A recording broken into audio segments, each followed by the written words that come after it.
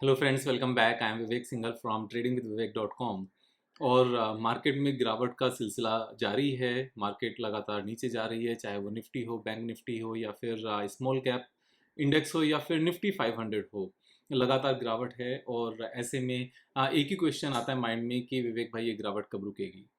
तो सबसे पहले तो गिरावट किसी को भी नहीं पता होता कि कहाँ रुकेगी, लेकिन फिर भी टेक्निकल इंडिकेटर्स के बेस पर हमें कुछ ना कुछ आइडिया मिल जाता है कि कहाँ पर हम एक्सपेक्ट कर सकते हैं गिरावट के रुकने का। लेकिन उसके बावजूद भी अगर वो सपोर्ट्स भी तोड़ दी जाएं तो उसका मतलब ये नहीं होता कि हम गलत थे या हमने कुछ मिस कर दिया, कुछ नहीं। एक चीज़ हमेशा ध्यान रखना कि जो गिरावट है वो ओवरऑल स्टॉक ट्रेडिंग का पार्ट है। स्टॉक मार्केट कभी भी बिना गिरावट के आगे नहीं चल सकती। अगर बिना गिरावट के लगातार सिर्फ ऊपर चलती रहेगी तो एक चीज समझकर चलो कि स्टॉक मार्केट में सिर्फ उतनी कमाई हो पाएगी जितना स्टॉक्स के प्रॉफिट्स बढ़ेंगे, जितना कंपनीज के प्रॉफिट बढ़ेंगे, सिर्फ उतनी ही कमाई हो पाएगी, उससे ज्यादा कमाई नहीं हो पाएगी। और उसमें भी फिर एक क्वेश्चन आएगा कि इसको कि कितने पी के वैल्यूएशन पर इसको रखा जाए। तो मार्केट में ज्यादा कमाई ही इसलिए है क्योंकि यहाँ बार बार गिरावटें आती हैं। यहाँ पर गिरावटें आती हैं, अच्छे रिजल्ट्स नहीं आने के बावजूद भी बहुत बार स्टॉक मार्केट ऊपर भी जाती है, और अच्छे रिजल्ट्स के बाद मार्केट नीचे भी जाती है, बेकार रिजल्ट के बाद ऊपर भी जाती है। तो ये सब मिक्स हैं। अच्छे के बाद ऊपर भी जा सकती है, बेकार के बाद नीचे भी जा सकती है, और इसका उल्टा भी हो सकता है। तो ये जो वॉलेटिलिटी है, यही यहाँ पर अच्छे पैसे कमाने के लिए एक अपॉर्चुनिटी क्रिएट करता है, क्योंकि सभी लोगों के बस के यहाँ पर इस वॉलेटिलिटी को झेलना नहीं होता, बर्दाश्त करना नहीं होता, बेयर करना नहीं होता। तो यहाँ पर अगर हम एक बार देखें कि लास्ट टाइम अभी अगर हम निफ्टी की बात करने लगे तो निफ्टी आज भी डाउन क्लोज हुई और 1.27% निफ्टी नीचे आई। बैंक निफ्टी 0.89% आई और स्मॉल कैप 2% नीचे आया। और निफ्टी 500 1.34% नीचे आई। तो ऐसे में जब निफ्टी भी यहाँ पर नीचे आई, और तो इससे पहले एक बार जो अभी वीडियो बनाई थी मैंने ऑलमोस्ट 1 मंथ बैक 3 अक्टूबर को, उसका मैं आपको एक छोटा सा पॉइंट बताना चाहता हूँ। आप 1 मिनट लगाकर इस पर्टिकुलर पॉइंट को देखना।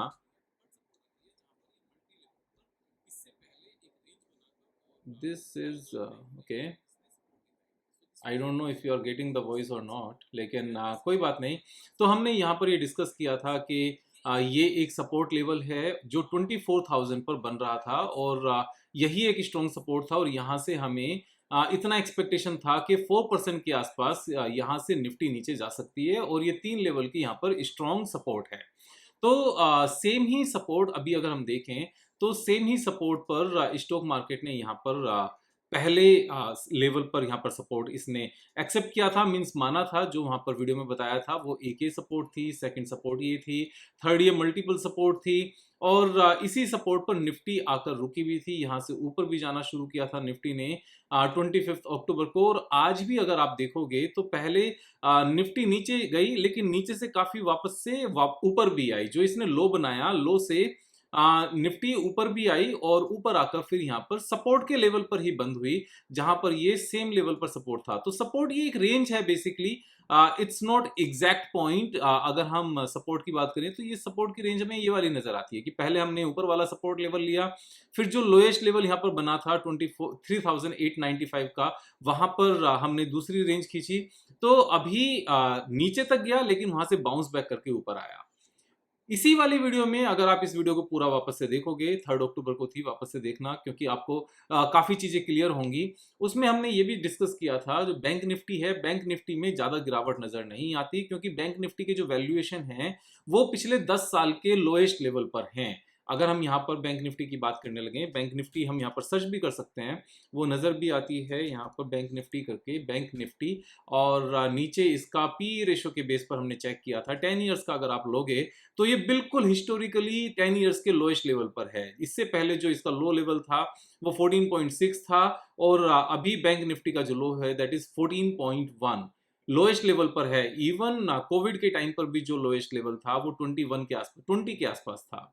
अभी पिछले 10 साल में सबसे लोएस्ट लेवल पर बैंक निफ्टी ट्रेड कर रही है।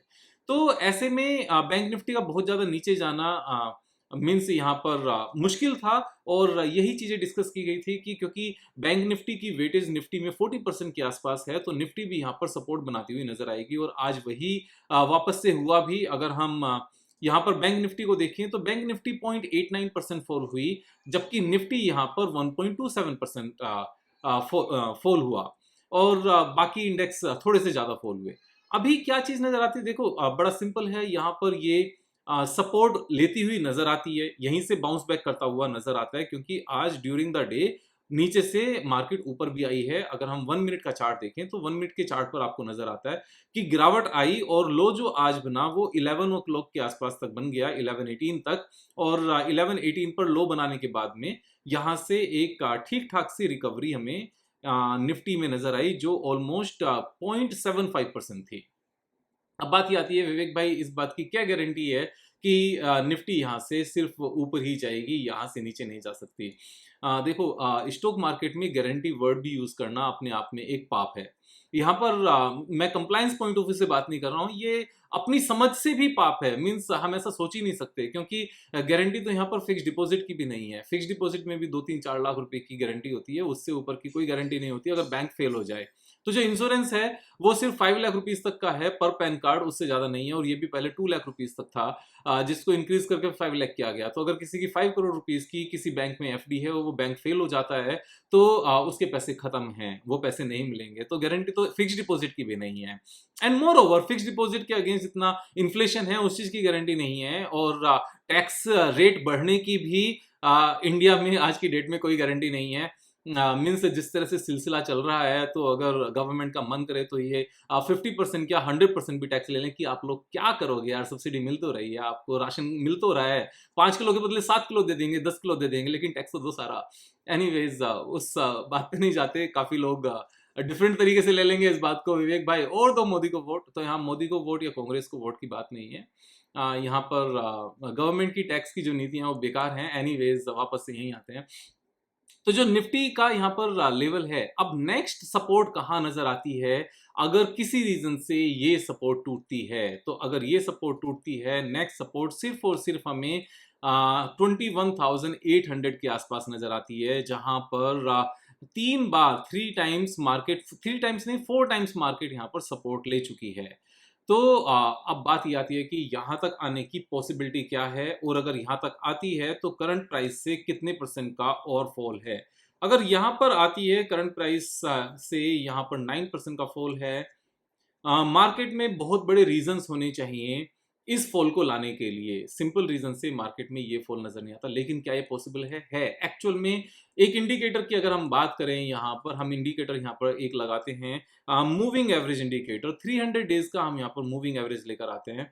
तो सिंपल मूविंग एवरेज, सिंपल ये लगाते हैं, और यहाँ पर इसको हम सेटिंग्स में जाकर 300 का करते हैं, तो आपको एक चीज नजर आएगी कि टाइम टू टाइम निफ्टी ने इस इंडिकेटर को टाइम टू टाइम आकर टच किया है, और इसके नीचे आकर वो ट्रेड भी करता है। तो अगर हम देखें, यहाँ पर 23 में टच किया इसने, यहाँ पर 22 में भी किया, ये पूरा 22 था, उससे पहले यहाँ पर 20 में है, ये पूरा 20 है ही, और इससे पहले 19 में भी आप सेम लेवल पर ट्रेड करते देखते हो। यहाँ पर 18 में भी सेम लेवल पर ट्रेड किया, और 17 में भी एक बार सेम लेवल पर ट्रेड किया, 16 में भी ट्रेड किया। तो यहाँ पर 16 के साथ में 15 भी है, यहाँ पर 15 और 16 दोनों में ट्रेड किया। उससे पहले 14 में भी ट्रेड किया, उससे पहले 13 में भी ट्रेड किया, और उससे पहले 12 में भी ट्रेड किया। तो यहाँ पर मैं क्या चीज इंपॉर्टेंट कहना चाह रहा हूँ कि एवरी ईयर आप कोई सा भी साल ले लो, यहाँ पर 2011 भी है, ये आप कभी भी कोई सा भी साल ले लो, हर साल एक ना एक बार निफ्टी 300 के लेवल को टच करने आई है। यहाँ पर 2011 है, और ये हमारा 2012 है, उसके बाद में ये 2013 है, फिर से ये 2013 है, और यहाँ पर हम देख सकते हैं 2014 है, 14 के बाद में this is 2015, this is again 2015, and ये हमारा 2016 चल रहा है, और 2016 के बाद में this is also 2016, same he time पर काफी टाइम तक रहा। देन दिसंबर 2016, और दिसंबर 2016 के बाद में दिस इज 18। यहाँ पर अगर देखेंगे तो 17 एक ऐसा ईयर रहा जिस ईयर में ये निफ्टी ने 300 के लेवल को टच नहीं किया। ओनली 2017 अभी तक ऐसा रहा है, उस बीच में उसके बाद में 18, 18 के बाद में हमारा 19 और 19 के बाद में 20, 20 के बाद में हमारा 21 भी सेम लेवल रहा, सेम ईयर रहा जब इसने 300 के लेवल को टच नहीं किया।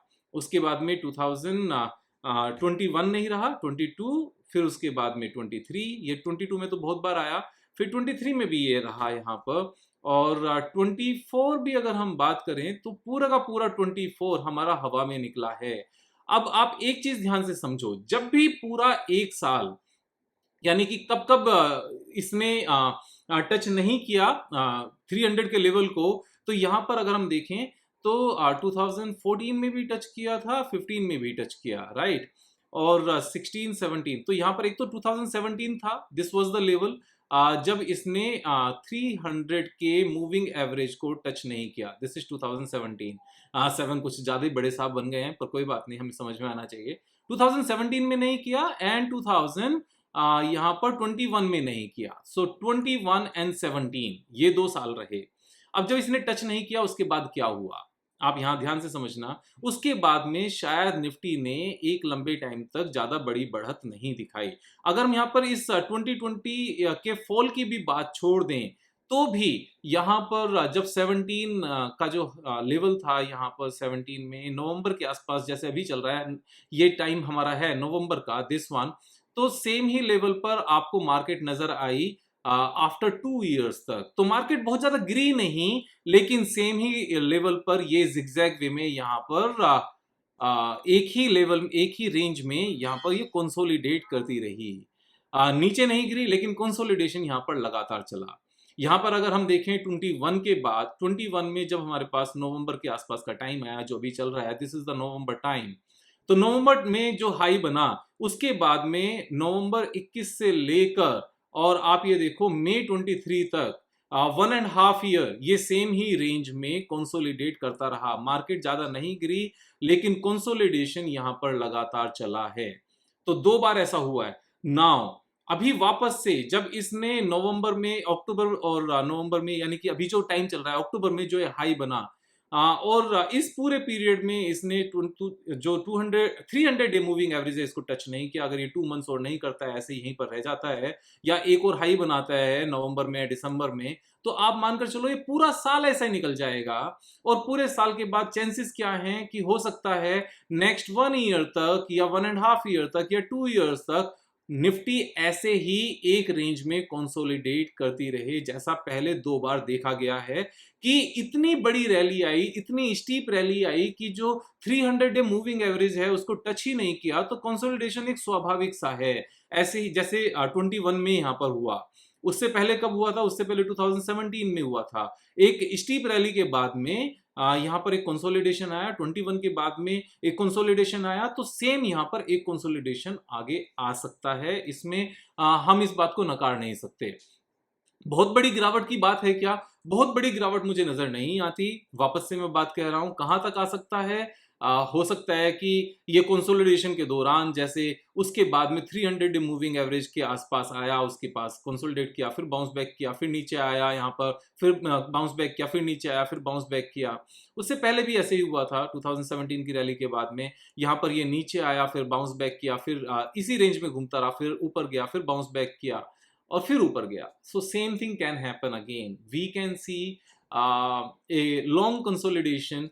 यहाँ पर इसको कंसोलिडेशन कहें या कंसोलिडेशन कहें, कोई फर्क नहीं पड़ता। रुपया कहें या रुपी कहें या फिर पैसा कहें, टका कहें, कोई फर्क नहीं पड़ता। टेक्निकल टर्म्स हमें समझ में आनी चाहिए।